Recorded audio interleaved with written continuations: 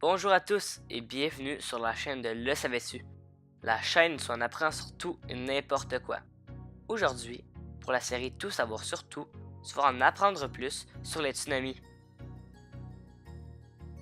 Avant de commencer, il est important de savoir qu'un tsunami peut aussi se faire appeler un raz-de-marée, bien que ce terme ne soit pas approprié selon les scientifiques. Pour commencer, c'est quoi un tsunami?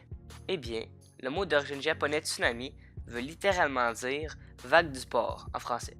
Celui-ci est une série d'ondes qui se propagent à travers un milieu aquatique. Un océan ou un lac par exemple. Issu du brusque mouvement d'un grand volume d'eau, il est généralement provoqué par un séisme, un glissement de terrain ou une explosion volcanique, et il peut se transformer en atteignant les côtes en vagues destructrices de très grande ampleur. Ils peuvent aussi être combinés à des vents violents, des pluies torrentielles et bien sûr des inondations. En eau profonde, les vagues du tsunami peuvent voyager à plus de 800 km/h, soit presque aussi vite qu'un jet, tout en ne dépassant pas quelques dizaines de centimètres de hauteur.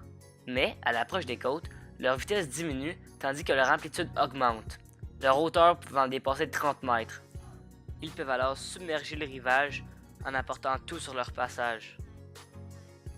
Les tsunamis font partie des catastrophes les plus destructrices de l'histoire.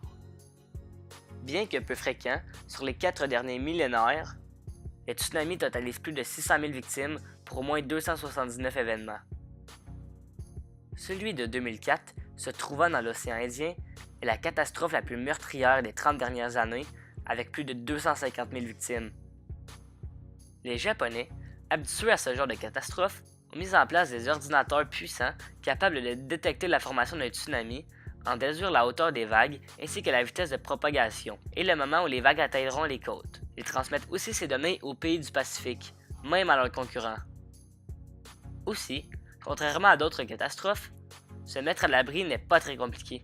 Il suffit de s'éloigner de quelques mètres à quelques kilomètres. Pour classifier ces événements, les scientifiques utilisent plusieurs mesures, mais celle propre au tsunami est connue sous le nom de l'échelle Seeberg-Ambroise.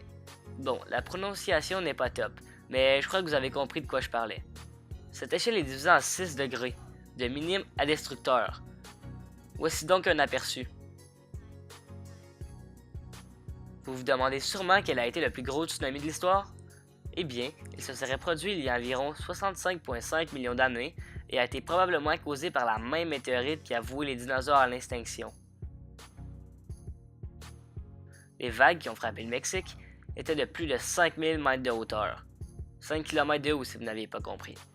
Juste énorme quand on sait que le record de vitesse de course à pied pour cette distance est de plus de 12 minutes. Bon, la vidéo d'aujourd'hui est déjà terminée. J'espère que tu en as appris. Surtout, n'oublie pas de t'abonner pour ne pas manquer la capsule de la semaine prochaine qui portera sur les ouragans. Aussi, n'hésite pas à aller voir mon Facebook et mon Twitter. Sur ce, c'était tout pour aujourd'hui. À la semaine prochaine pour de nouvelles vidéos.